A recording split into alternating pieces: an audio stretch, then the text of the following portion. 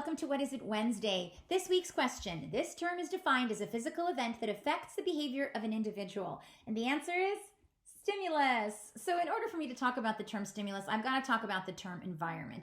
An environment is an elaborate and always changing universe of events. And in ABA, the environment refers specifically to stimulus conditions that are internal and external to the individual. And what we have to understand is that behavior cannot occur without an environment. And again, these internal and external events are stimuli.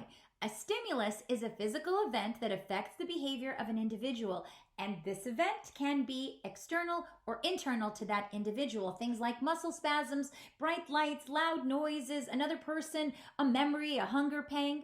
Now, like a lot of things in ABA, stimuli also have features and properties. So we've got formal and physical features.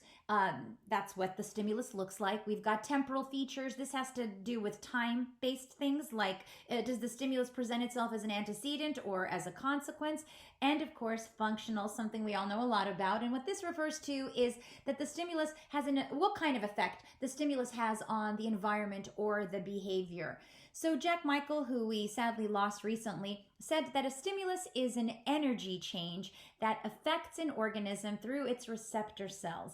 And this is why our coursework includes a conversation about our nervous system. A lot of my students say, why do we have to know this? Well, because our nervous system and these receptor cells is how we come into contact with the stimuli in our environment.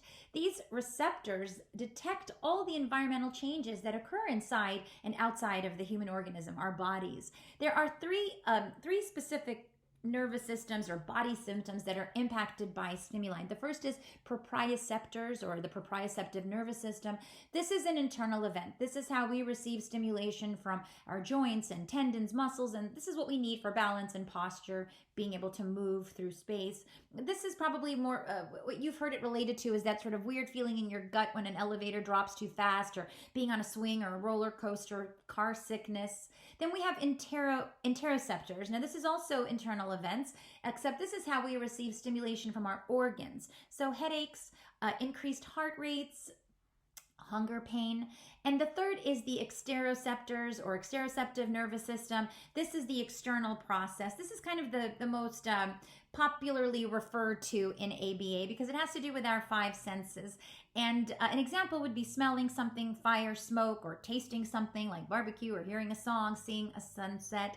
So these body symptoms that are part of our organisms, they can contact a rich world of internal and external stimuli.